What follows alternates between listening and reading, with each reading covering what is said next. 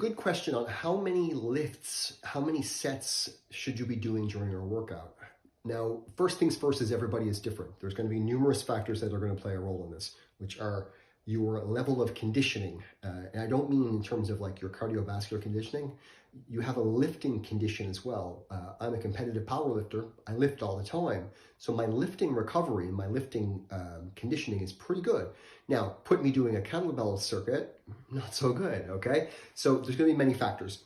Age, condition, if you're overweight, if you're, and some people can be overweight and have great condition, all right? I just want you to realize that there are numerous factors that play a role. Again, with women, it's not always A or B, left or right. There's factors that play a role. Let's also then break it down to the body system. Every single body part is going to generally require more recovery. The simple rule of thumb is the bigger the muscle, the more recovery that it's going to need, all right? So if I was to train, let's say my back, okay? Let's look at my back and then let's look at my little biceps, okay? My back is a very, very big muscle. It has a lot of muscles. The back is not just one muscle, it's numerous, but it's a big muscle, okay? It's a big area of muscle.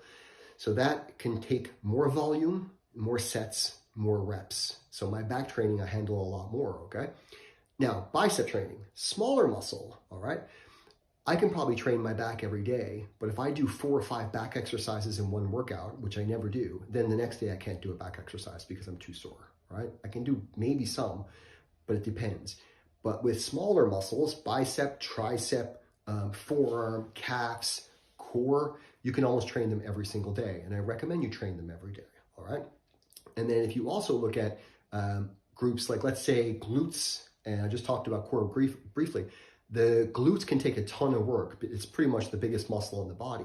So you can train your glutes, maybe 2, 3 exercises a day, almost every day, and then vary them higher, lower, more weight, more reps, less reps. The big thing is you want is volume and frequency and different training stimuluses, all right? And then it's also going to come down to your overall recovery. Again, numerous factors are going to play a role. So let's say you're a mom of 4 kids, you sleep 5 hours a night, you're in school and you got a full-time job and you're stressed out. So your recovery is probably going to be shit, okay? So if you go in the gym then and you try to kill yourself in training, then you're going to not recover. And if you're not recovering, then you're going to just tire yourself out. So you have to pay as much importance to your training as you do your recovery, all right? And most women don't do this. Most women think more is better. I'm going to work harder and do more, and then that rest stuff, I don't need it.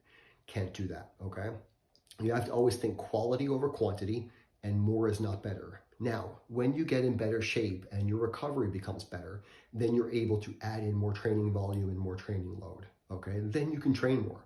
But what happens all too often is people get so motivated out of the blocks, they're good to go, and then after like 2 weeks, they're like, oh man, I'm tired, I don't want to do this anymore, and then they fall off the wagon, okay? So build up your sets, build up your reps, build up your volume over time. Don't start off with a ton and then, crash and burn. Build it up over time, and big muscle groups can take more training, but they also need more recovery.